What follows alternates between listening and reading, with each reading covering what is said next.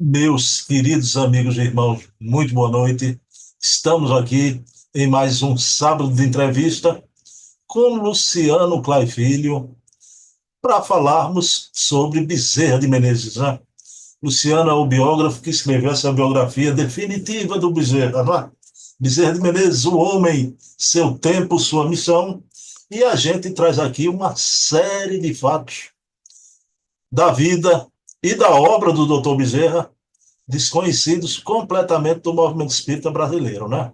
Então, é um motivo de alegria, é um motivo de enriquecimento cultural para mim e creio também para todos aqueles que assistem aos programas com o Luciano, né? Na noite de hoje, num primeiro momento, a gente vai tratar de outro assunto, mas também de um certo caráter de importância, não é?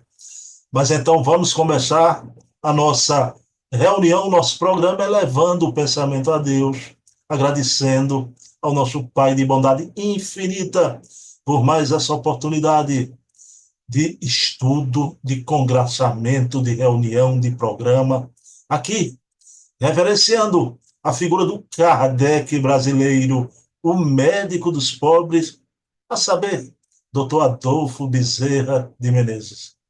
Então, pedindo permissão a Jesus, a quem tudo devemos, iniciamos a nossa reunião da noite de hoje. Pessoal, sem mais delongas, deixa eu colocar aqui na tela com vocês Luciano Clay Filho, para gáudio de todos nós. Bem, meus queridos amigos e irmãos, muito boa noite. Estamos aqui para mais um programa Bezerra de Menezes, Kardec brasileiro, trazendo aqui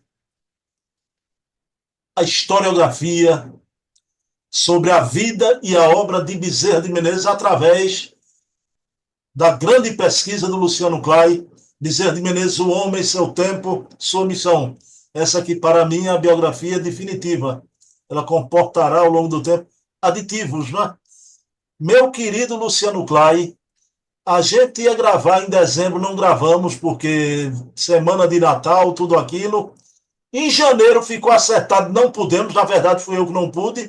Rapaz, 2 meses sem gravar, Luciano. E você ainda aceitou o convite desse programa, né, que está ficando relaxado, né, Luciano? Tudo bom? Tudo em paz, querido. Bom, mas com esse aumento de bônus horas que você me deu aí no pagamento, né? Então, eu não tinha como recusar um contrato desses, né? Então, é uma alegria, meu filho, é uma alegria poder participar, entendendo aí também que você, mais do que justo, né? Nessa virada de ano, como todos nós, mesmo trabalhando em prol da causa, sempre temos esse direito de podermos estar com a família, fazermos as reflexões necessárias, os balancetes devidos em relação ao que fizemos e aquilo que se avizinha no próximo ano, que chegou já estamos em fevereiro, no segundo mês. Eu digo sempre que Cronos, o Deus do tempo, é implacável, né? Já estamos fechando o mês de fevereiro, segundo mês de 2026. Daqui a pouco nós, claro que você vai na frente, estaremos no mundo espiritual, né? Olhando para trás e vendo esses momentos de felicidade. É alegria, querido. E, aliás, é um prazer estar sempre com você, aquele clima de descontração. Eu aqui me alimento sobremaneira das suas energias. Você nem imagina o quanto é importante para mim esse encontro. Se você me demitir desse programa, eu volto, nem que seja como obsessor, viu? Bom, eu queria dizer a você, meus irmãos, que a gente já está conversando aqui antes de gravar, né? Então, há mais tempo do que o programa quando for ao ar, viu? Não vai ser na mesma quantidade de tempo. Luciano Clay, eu guardei uma surpresa para Luciano. Luciano, eu não sei se ele se lembra, né? Mas eu não mostrei isso ainda a Luciano Clay, pessoal, né? Luciano, você se lembra a visita que a gente fez há uns dias atrás? Eu e Meu você? querido, só se foi em desdobramento, mas sinceramente não. Vou lhe mostrar uma coisa aqui, viu, Luciano Clay, né? E veja como eu gosto de você e sou bonzinho com você. Você vai ver por quê. Luciano Clay, Luciano Clay. Luciano, você se lembra dessa visita que a gente fez lá ao consultório do Dr. Bezerra de Menezes no plano espiritual. Olha aqui Al- nós três. Alguma coisa está me aflorando aqui do subconsciente. Rapaz, que fantástica, né? Eu fico imaginando, sabe, irmão, as coisas da tecnologia. O que eu mostrei uma vez ao Divaldo, já com inteligência artificial, que foi recente, algo que foi feito com Kardec, ele ficou assim impressionado, né? Para quem vem de uma outra época, dos anos 40, começando na divulgação, ver o que hoje a tecnologia contemporânea é capaz de fazer é deveras incrível, meu filho. Fantástico. Vou guardar essa imagem aí com alegria, viu? Luciano, vou mandar para você. O que eu gosto aqui da imagem, né, é essa familiaridade com esses outros. E eu quero fazer uma pergunta a você. Tá aqui, Luciano, como eu gosto de você, deixei você aqui do lado do coração do homem, viu? Eu fiquei afastado, olha, tá vendo aí? Tá certo, rapaz. E se colocou um pouquinho mais alto que eu, né? Não sei se é essa Não, isso, altura tá bom. isso aí não. Ô, Bruno. Peraí, Luciano, que bagunçou tudo aqui, bora. Luciano Clay, você salvou minha lavoura outro dia, Luciano, né? Luciano, a gente começa a colocar essas imagens com a proximidade, né? Com Bezerra, com Kardec. E o pessoal, os amigos meus de mais de 40 anos, amigo de 40 anos não tem reserva, né, Luciano? Você sabe como é, eu vou revelar até aqui, né? Aí chega, mas Bruno, tu agora é abraçado com Allan Kardec, com Herculano Pires, com. Aí o Luciano manda um vídeo, eu acho que você mandou aquilo para o Brasil todo, né? Para os seus amigos, aquele rapaz correndo pelas ruas, tirando fotografia e abraçando Eurípides Bassanufo, Bittencourt Sampaio, Chico Xavier. Luciano, eu acho que até Jesus daria um abraço. Você não acha não que esses irmãos abraçariam a gente? Sem dúvida, querido, sem dúvida. Eu acho que nós temos que ter muito cuidado. Nós, às vezes, somos muito amargos, com todo respeito, cada um tem o direito de dar opinião. Mas é o tipo da coisa, se de repente eu não tenho condições espirituais de abraçar Allan Kardec, Chico Xavier, Bezerra de Menezes, pelo menos na minha fantasia, porque não tem igual problema, né? Isso é um momento de tanta alegria. Eu até mudo meu padrão vibratório. É tão bom e doce sonhar, querido. A vida vale a pena pelo sonho que nós cultivamos, que nós temos, né? Então, eu vejo isso com muita alegria. Já vi Divaldo, Chico, colocam lá um do lado do outro. Inclusive, meu perfil agora do celular é com Viana de Carvalho. Acho que você viu, Eu né? Então, vi, eu é vi. uma, é uma fotografia com Viana de Carvalho. Sei que a distância espiritual entre ele e mim, entre ele e nós, tá? Certamente é imensa, né? Mas o que que custa trazê-lo um pouquinho para nós, pelo menos virtualmente, né? Então, não tem problema algum. Pois é, então vocês, meus amigos, eu vou nomear agora todos vocês. Vou não, vou não. Mas veja a diferença como pensa um espírito evoluído Luciano Klein. Evoluído para eles, Luciano, para eles, já. São as marmotas, já. Os camaradas chatos que são meus amigos há 40 anos. É tudo gente boa. O pessoal fala, brinca, Luciano. Fala brincando, não é reclamando. Outra coisa é que fica um pouco diferente o rosto da gente, né, Luciano? Não Muda um consegue ficar a pouco, muda um mesma pouco. coisa. Dependendo do momento, do ângulo, da imagem, quando é uma imagem mais próxima, assim, eles mudam um pouco. Mas às vezes eles mexem um pouquinho. A tendência é ir aperfeiçoando, né? Porque tem algumas reprodutoras aí dessas imagens por IA que são mais fiéis, né? Então você pode dar os comandos que ela vai trabalhando bem. Mas é fantástico, é fantástico. Não, eu não reclamo que eu sou muito bonito, sai um pouquinho pior na inteligência artificial, na paciência.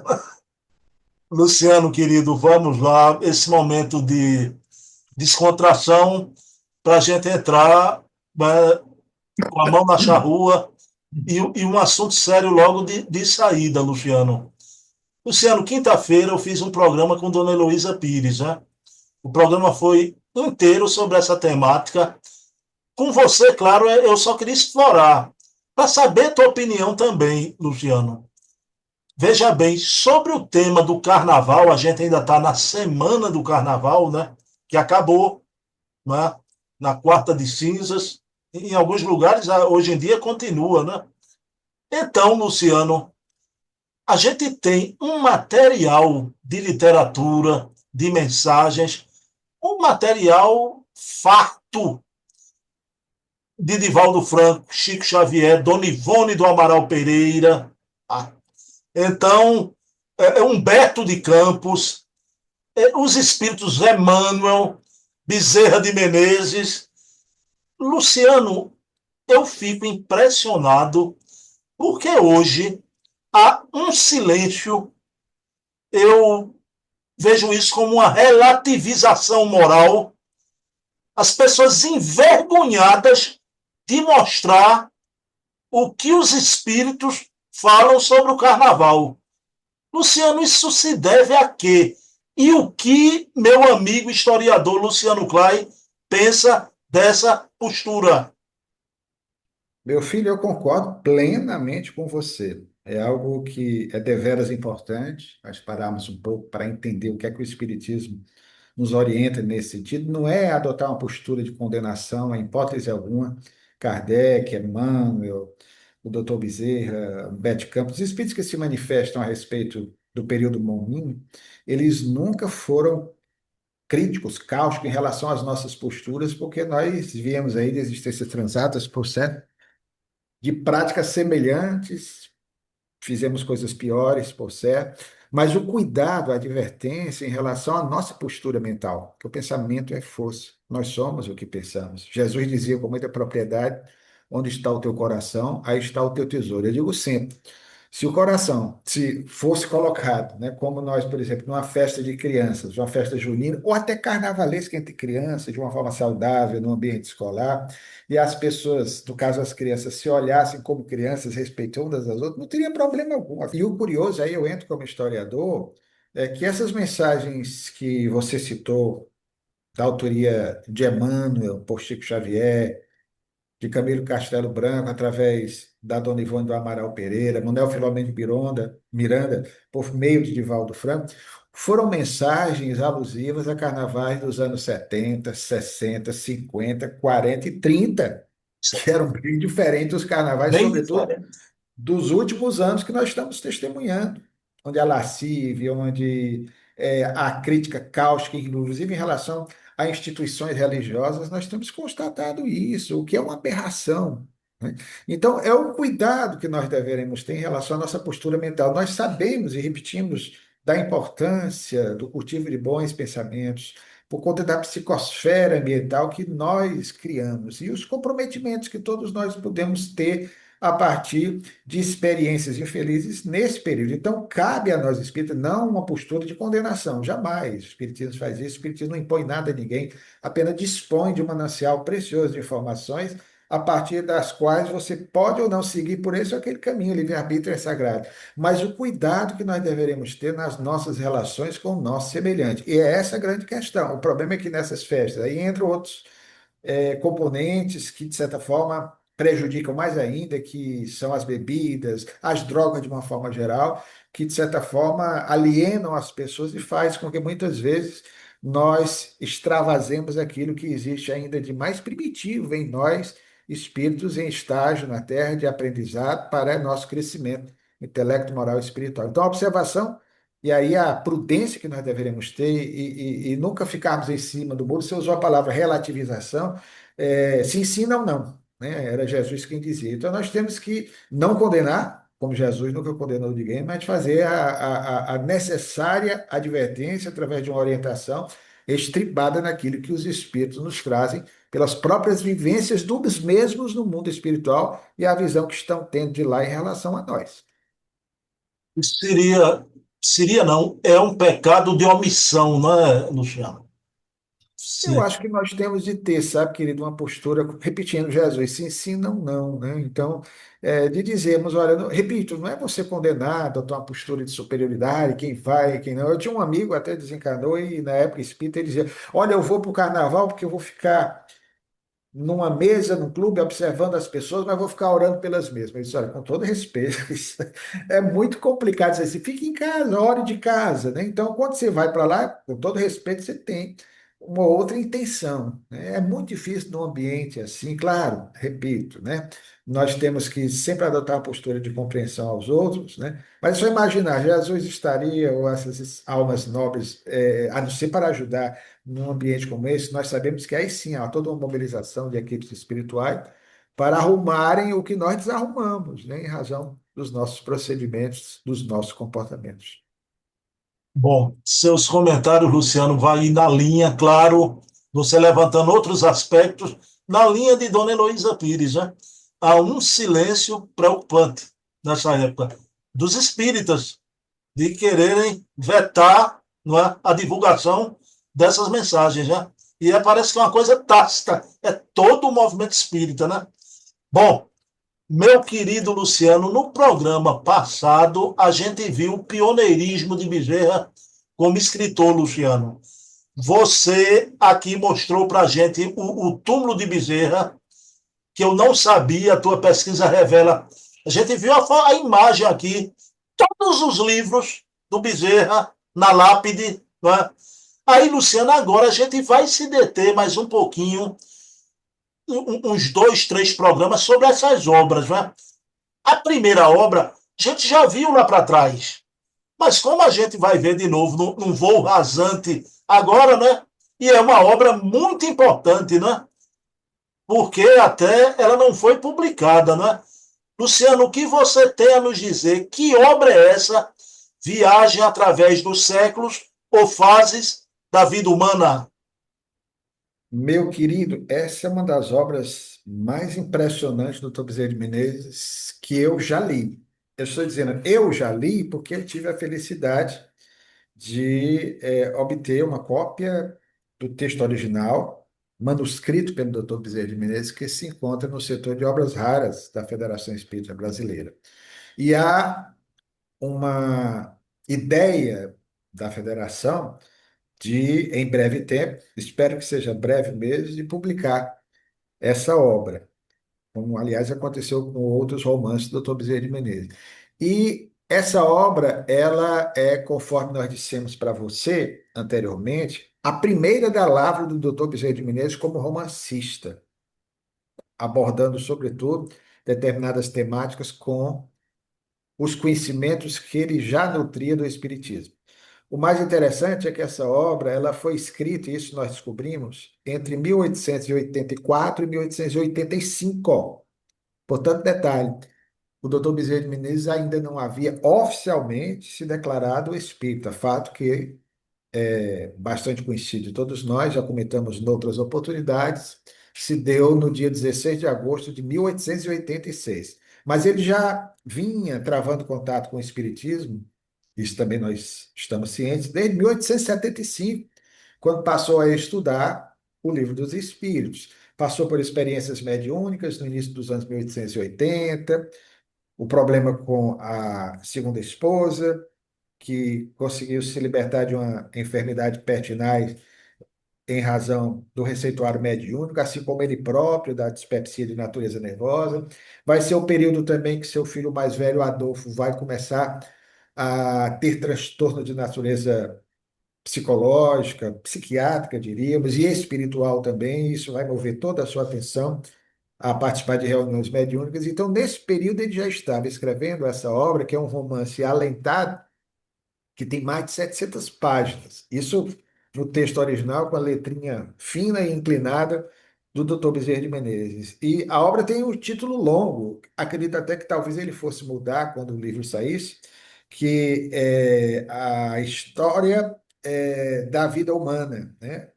Ou as fases da vida humana, né? Então, ela tem um texto bem demorado, porque ela é narrada a partir de três momentos históricos, né? O doutor Bezerra de Menezes se reporta originalmente aos primórdios da civilização brasileira, no início dos anos 1500. Aí ele fala de personagens como Manuel da Nóbrega, José de Anchieta, e o Índio Tibiriçá, o que faz, aliás, desse romance, eu diria, aí como historiador, à luz da antropologia e da literatura do século XIX, um romance indigenista, estando aí ao lado de Iracema, de Ubirajara, de Guarani, de José de Alencar, conterrâneo de Bezerra de Menezes. Pela forma como ele vai narrar maneira de viver dos índios, dentro do que ele entendia, evidentemente, das informações que ele dispunha naquele momento, a partir de contato, inclusive, com amigos que eram estudiosos dessa temática. Então, é impressionante, porque ele vai fazer uma narrativa, e curiosamente, veja, Bruno, por uma dessas estranhas e impressionantes coincidências do destino, esses personagens envolvidos, Manuel da Nóbrega e José de Anchieta, em particular, são figuras que nós estamos cientes, mais tarde, à frente na linha do tempo, vão estar também presentes,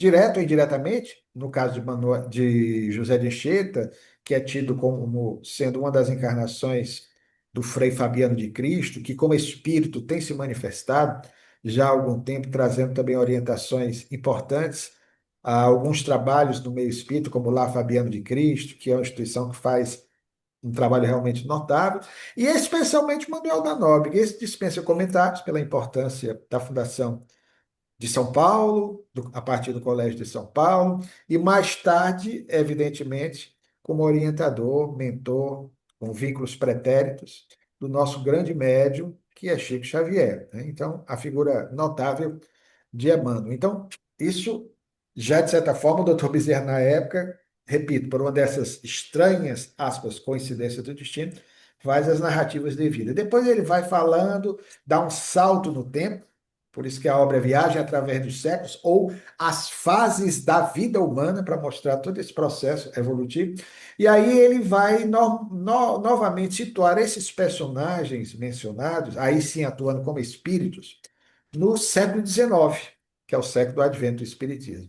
Aí o doutor Bezerra de Menezes, ele empresta, como aliás fazia em todos os romances, qualidades psicológicas, comportamentais, a alguns dos personagens. Ele próprio se representa através de um dos protagonistas da história, o médico espírita, médium, aí ele se coloca como médium, embora nós sabemos que o doutor Bezerra não teve, pelo menos, aparentemente, uma mediunidade ostensiva, de nome André Cavalcante. O nome André é até curioso também. Veja como é que são as coisas, né? Porque mais tarde o grande nome da espiritualidade, a descortinar para nós, com nuances encantadoras, aspectos da vida espiritual do mundo maior, até então desconhecidos, pelo menos da forma didática, pormenorizada como ele nos trouxe. De igual forma, nós vamos ver esse personagem assim agindo. E aí é interessante, Bruno, porque essa obra, que é a pioneira, eu diria até para você, ouso afirmar, em termos de romances espíritas no mundo, talvez seja a pioneira. Eu desconheço outros na Europa que tenham trabalhado da forma como o Dr. Bezerra trabalhou, inclusive de todas as obras do Dr. Bezerra que eu li, claro que algumas que eu ainda não tive acesso, mas A Casa Assombrada, O Evangelho do Futuro, o livro A Abolicionista, que ele trabalhou, que foi lançado também recentemente pela FEB, a Pérola Negra. Eu não vi tantos conhecimentos espíritas jorrados assim nas narrativas que ele faz. Inclusive é surpreendente, eu comentei isso com você em outra oportunidade, mas é sempre bom frisar, querido, pela primeira vez, eu acredito que no século XIX eu nunca vi isso.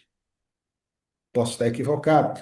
Eu nunca ouvi você fazer uma narrativa de um fato, de uma situação, de uma cena da história em que espíritos vão se fazer presente numa reunião mediúnica.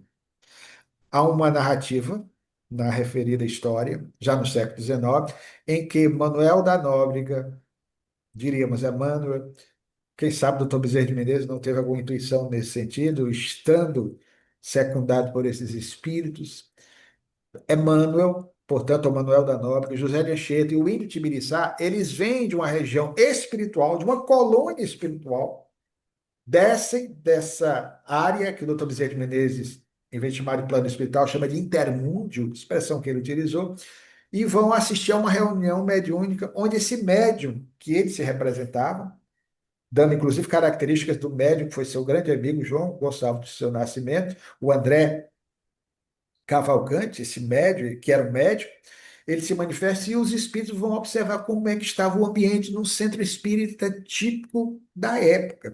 Coisa assim, Bruno, podem me corrigir, de repente a memória é falha, eu sei de livros do século XX, como A Vida Além do Véu, do reverendo Derek Owen, que nos fala de colônias espirituais, e especialmente a série André Luiz, inaugurada Perfeito. com o livro Nosso Lar, é que vão falar mais detalhadamente, com essas minudências do que se passa no mundo espiritual, sobretudo numa reunião mediúnica. Então, o Dr. Bezerra, nessa obra, antecipa tudo isso.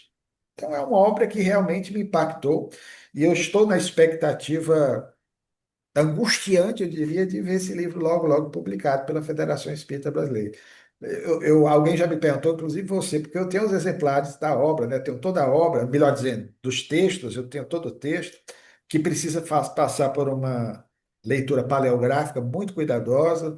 Também tem que ter numa equipe aí interdisciplinar presentes antropólogos, historiadores, né? Filólogos, para poder ter uma ideia ali do contexto, para de repente se saber fazer uma obra que venha a dignificar a memória do Dr. Bezerra de Menezes em relação dessa obra que é magnífica. Mas como você me perguntou uma vez, eu, digo, "Olha, eu tenho essa obra, vontade não me falta de publicá-la, né? Mas em respeito à Federação Espírita Brasileira, nós aguardamos aí com alegria, né? Esse lançamento, quem sabe aí nos 200 anos do nascimento do Dr. Bezerra, 2031, até lá, nós possamos tê-la à disposição do público. Dona Febe, por favor, Dona Febe, né? Traga isso para a gente conhecer, pelo amor de Deus. Luciano, querido, você falando aí, historicamente, esse romance de Bezerra, historicamente, Luciano, é um pouquinho antes da missão do Chico começar no Brasil. E você vê, Luciano, parece que é a mesma pleiade, né? Manuel da Nóbrega, ali no romance de Bezerra, e vai secundar, liderar o trabalho mediúnico do plano espiritual do Chico, né? Luciano, me ocorreu uma pergunta. Eu nunca lhe fiz essa pergunta, né? Nos trabalhos da FEB, isso me veio à mente agora porque eu imaginando o Bezerra escrevendo, claro que ele tinha intuição, né? Claro, podia ser até médio intuitivo. Mas nos trabalhos da FEB, o Bezerra de Menezes tinha mediunidade, Luciano, de psicofonia, algo assim? Não que eu saiba, eu creio, você disse. Aliás, a mediunidade mais refinada, intuitiva, como Kardec, ele era certamente possuidor. Isso você vê claramente, inclusive para poder conduzir o destino do movimento espírita nacional e até internacional, pelo trabalho que ele fez na tradução das obras, com acerto com Limarri, em 1897, para que a FEBRE, com selo da entidade federativa, pudesse traduzir definitivamente à língua portuguesa as obras fundamentais do Espiritismo, devolvendo, inclusive, essas obras, já aí no nosso idioma, aí sim no nosso idioma, a Portugal. Mas o doutor Bezerra participava das reuniões mediúnicas como doutrinador, ou dialogador, como hoje chamam. Então, esses são os registros de que nós dispomos. Inclusive, se valia sempre de médiums, amigos de sua confiança, para os trabalhos realizados. Mas realmente não há registro nesse sentido. Agora, uma mediunidade que isso para mim é evidente que ele possuía era de cura, porque há registros, inclusive nós colocamos no livro, de pessoas que se viram livres de determinados males a partir da imposição de mãos do mesmo na sede da Federação Espírita Brasileira, além de muitas pessoas que se diziam magnetizadas diante do seu olhar de ternura, esverdeado, cor dos verdes mares bravios do seu torrão natal. Então, uma alma dessa grandeza tinha outras mediunidades que de repente nós até nem saberíamos, né, aqui relacionar, porque não foi catalogado até por humildade dele mesmo. Doutor Bezerra se esquivava nesse sentido de se colocar em evidência em relação a qualquer mediunidade que ele certamente tinha, né? Não tinha como um espírito dessa grandeza não ter um contato direto e permanente, o que é mais importante para nós, com o mais alto, né? Para realizar a missão que ele realizou. Então, intuitiva, com certeza, e nessa área da cura, ele foi realmente extraordinário. Repito, em relação à psicografia, não tenho registro, mas é possível, evidência, algo, isso aí eu não pude constatar. Luciano, aí vamos agora para aquele que foi o primeiro romance do Dr. Bezerra de Menezes publicado. Qual foi o primeiro romance? E fale-nos da importância desse romance. Como dissemos anteriormente, Bruno, nós só descobrimos que foi o Viagem através dos séculos ou as fases da vida humana, repito, título longo, acredito até que ele, quando o livro saísse, deveria ter sido modificado o texto, ele faria certamente algum resumo ou modificação do mesmo. Mas nós descobrimos que esse romance, ele foi o primeiro, como dissemos na resposta à questão anterior, essa obra foi lançada entre 1884 e 1885 por um motivo muito simples. Nós não estamos aqui apenas especulando, porque no Reformador de maio, se a memória não me falha, 1º de maio de 1885, o Dr. Bezerra de Menezes, ele pinça dessa obra uma parte muito interessante e publica no Reformador. A parte, ela trata exatamente das angústias experimentadas pelo padre Manuel da Nóbrega quando se deslocava para o Brasil, na intimidade da embarcação, caravela, que ele se encontrava. Então, ele vem fazendo algumas reflexões. É o doutor Bezerra de Menezes, na sua intuição, claro, com a licença poética do romancista, especula algumas coisas em relação ao que ele estaria vivenciando, a ideia da reencarnação. O doutor Bezerra aproveita todo e qualquer momento para inserir ideias espíritas, isso antes, repetimos, de 1886, data, período oficial da sua adesão, de fato, pública ao espiritismo. Então, ele faz a narrativa dessa maneira e publicou isso na obra. O interessante, Bruno, é que essa narrativa ela se encontra praticamente na metade do livro a que fizemos menção, né?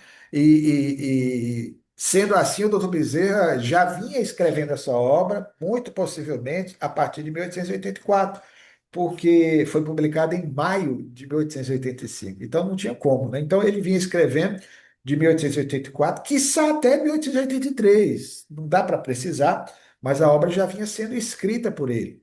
Então, por isso que nós deduzimos que foi o primeiro romance. Nesse sentido, você tem como comprovar, embora nós não possamos dizer com exatidão se foi em 84, se foi em 83, mas certamente antes de 1886, porque o próprio reformador publicou. Então, é algo extremamente importante, porque você percebe ali, e ele colocou logo o personagem que para nós, repetimos, terá no futuro uma importância muito grande. As angústias de Manuel da Nóbrega, uma série de elucubrações filosóficas, de reflexões que ele faz diante da incerteza do que ele iria ali, logo, logo, vivenciar no novo mundo, né, como era chamado o continente americano naquele período. Luciano, e a obra derradeira de hoje, né, que a gente vai trazer aqui, é uma obra com um título muito instigante, né? Luciano, em que consiste a obra Os Mortos que Vivem?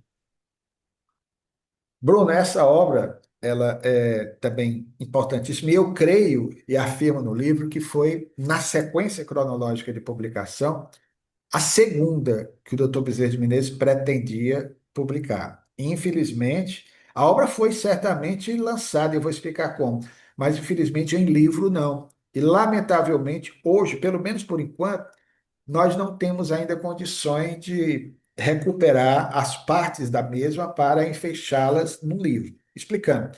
Essa obra, você lembrou a Lápide do Cemitério? Que foi posta em 1947 pelo neto homônimo do Dr. Bezerra de Menezes, Adolfo Bezerra de Menezes Neto, que era filho de José Rodrigues Bezerra de Menezes, filho do Dr. Bezerra de Menezes, dentista, embora não tenha exercido a profissão. Ele, assim como o filho e a esposa, eram espíritas. E foi esse neto que desencarnou em 1963, Adolfo, que fez a reforma do túmulo da família e aí resolveu, em homenagem especialmente ao avô querido, colocar lá essa lápide de mármore com todas as obras relacionando com precisão que o avô havia publicado. E aí ele hoje está lá, no cemitério do Caju, no Rio de Janeiro. Inclusive, tivemos a oportunidade de, recentemente, pela primeira vez, foi um momento assim de grande emoção, estar diante desse monumento. E ali, portanto, ele coloca essa obra Os Mortos que Vivem. E aí, nas nossas buscas, nós encontramos também na Federação Espírita Brasileira partes dessa obra. Infelizmente, a obra na FEB, ela se encontra prejudicada pelo próprio tempo. Muitas partes foram deterioradas, né? Encontram-se aí bem esmaecidas e incompletas. Mas, felizmente, e aí depois há a possibilidade sim de se fazer um trabalho mais acurado para ver se é possível resgatar a obra como um todo, vasculhando na hemeroteca digital da nossa Biblioteca Nacional, periódicos de Minas Gerais em particular, nós surpreendentemente nos deparamos com esse romance, que foi publicado em folhetim nas páginas do jornal Diário de Minas de Juiz de Fora, no final da década de 1880. Então, de 87 a 88, o Dr. Bezerra estava publicando e publicou a obra toda. Infelizmente, a não ser que se faça um trabalho de pesquisa, quem nos ouve pode fazer isso, há vários números do jornal Diário de Minas, em Juiz de Fora, cidade que o doutor Bezerra de Menezes conheceu, uma das grandes e prósperas cidades do Brasil oitocentista. Bezerra tinha um fascínio por Minas Gerais, inclusive nós já comentamos em outra oportunidade, um de seus filhos, chamado Emanuel, olha as coisas do destino, Emanuel Bezerra de Menezes, desencarnado em 1893, com 18 aninhos apenas, em decorrência de uma tuberculose pulmonar, o rapaz fez um tratamento em São José del Rei, hoje Tiradentes, e depois em São João del Rei. E ali ele desencarnou e teve seu corpo físico sepultado. E o doutor Bezerra ficou um tempo lá, uma temporada. É interessante que, às vezes, nos romances ele descreve cenas do dia a dia de Minas Gerais, fala até da culinária de Minas Gerais, o queijo de Minas, já naquela época. Então ele tinha um carinho também muito grande por Minas Gerais, terra, berço do futuro de Chico Xavier. E o fato, querido, é que nós temos esse romance publicado. É um romance como todos os outros, né? O Dr. Bezerra faz toda uma narrativa envolvendo personagens, inclusive um de nome Luciano, que eu achei interessante, que é meu nome. Ele coloca sempre nome de filhos e filhas ali. E a obra, infelizmente, nós não tivemos condições de lê-la profundamente, porque ela está danificada nesse sentido. Você vai lendo e às vezes faltam dois números e salta lá para frente.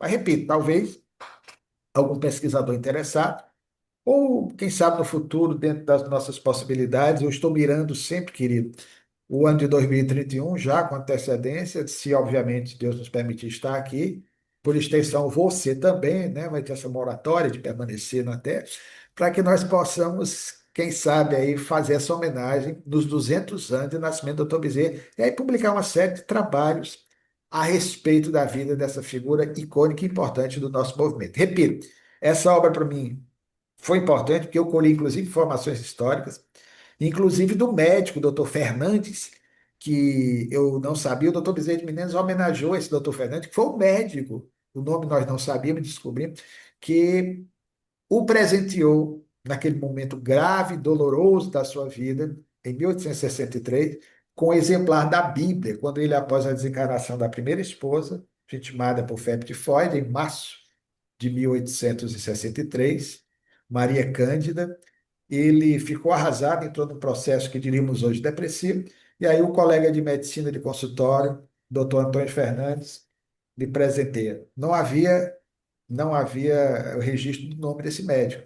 E aí nós fomos pesquisando, vendo quem é que atendia com ele no consultório, da época, e encontramos o nome do doutor Antônio Fernandes. E aí o curioso é que no livro ele faz uma homenagem ao doutor Antônio Fernandes, cita algumas características dele, porque foi um médico que desencarnou prematuramente, ainda na década de 1870, deixando uma grande lacuna sentimental do seu coração.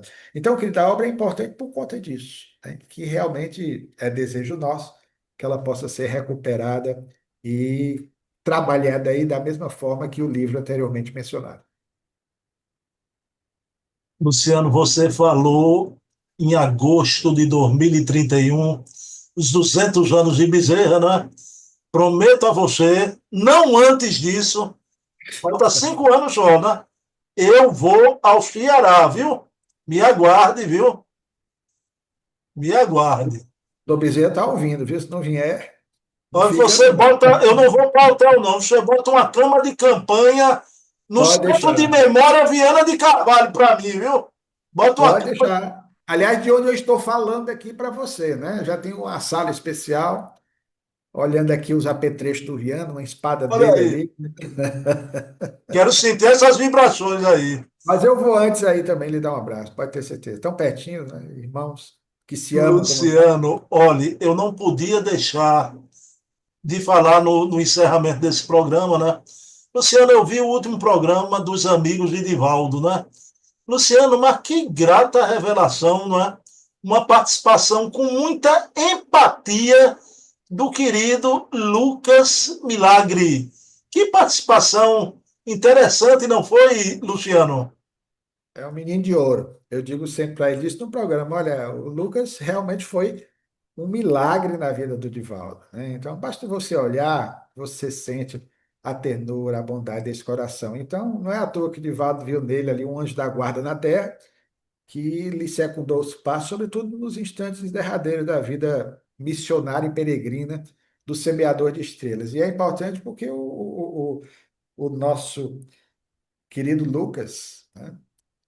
Meu homônimo, né? Porque para quem não sabe, Luciano vem de Lucano, né? Lucano é Lucas do grego, aí a versão latina virou Luciano, né?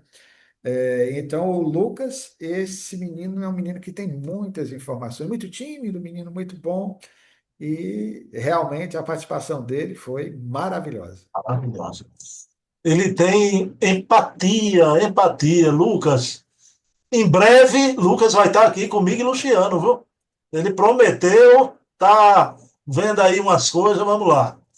Bom, Luciano Clay, a gente tá que nem o pessoal de Brasília, né? O ano só começa depois do carnaval, mas estamos aqui depois desse momento difícil para o Brasil, né? Esse entrudo carnavalesco. Luciano, você faz a prece desse primeiro programa? Ô, meu querido, com grande honra e alegria. Amantíssimo Jesus,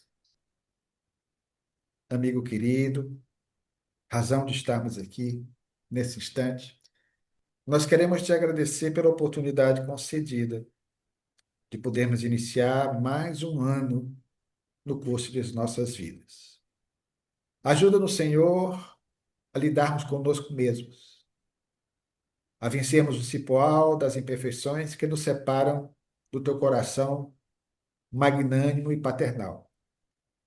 Abençoe em especial as atividades realizadas por meio desse canal, sob a condução do nosso estimado amigo e irmão Bruno Tavares, que, mercê do seu esforço individual e com a equipe que ele escolheu para levar com responsabilidade adiante a tua mensagem rediviva pelo Espiritismo, que nós possamos, uma vez mais, nessa nova fase, nesse novo ano, com a alegria sempre característica, levarmos adiante ao nosso público as informações, resultado dos estudos, das buscas de companheiros que, como nós, com seus gostos pessoais na pesquisa espírita,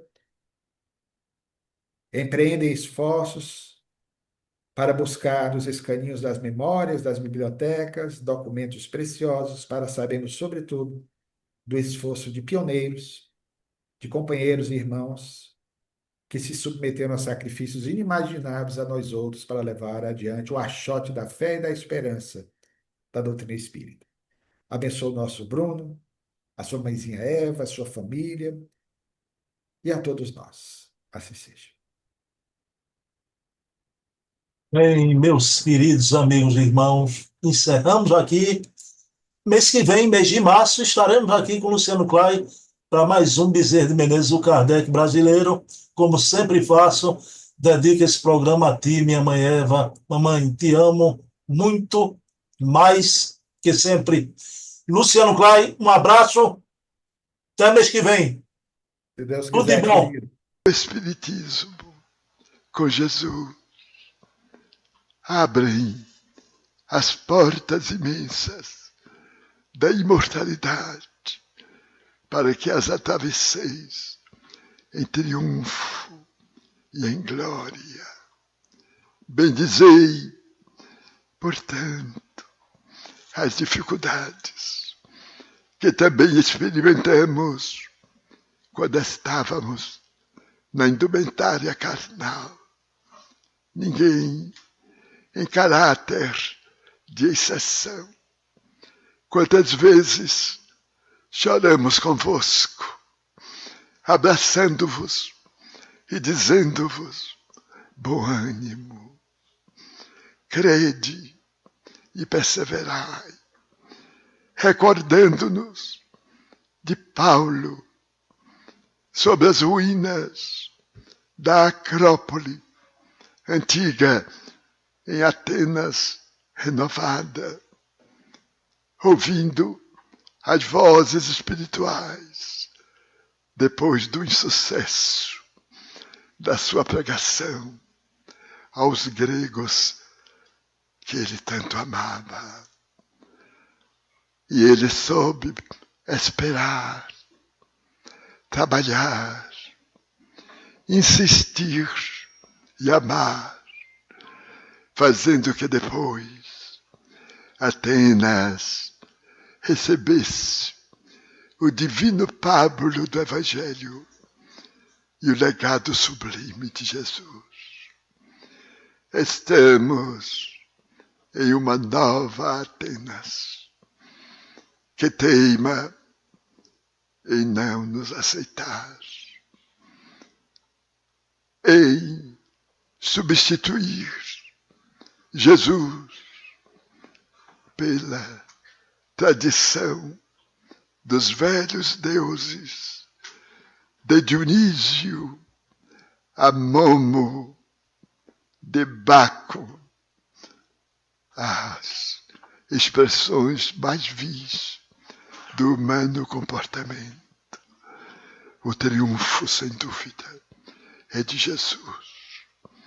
Ide e pregai com o exemplo, vivendo o Evangelho a qualquer preço, não conforme as teologias, mas de acordo com a ética moral de que se utilizou Allan Kardec para perpetuar esse modelo e guia da humanidade que nos conduz.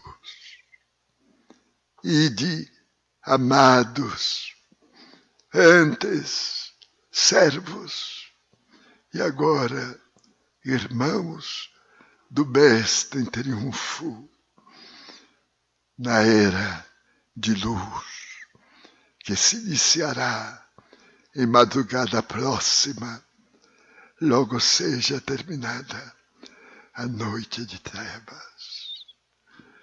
Mantende-vos em paz e amai, ajudando-vos uns aos outros nas suas debilidades e fraquezas, pois que são eles que precisam do vosso auxílio para também atingirem a meta.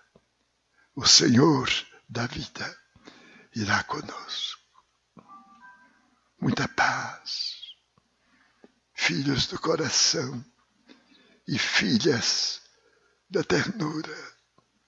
São os votos dos espíritos espíritas, por intermédio do servidor, o mínimo e paternal de sempre, Bezerra.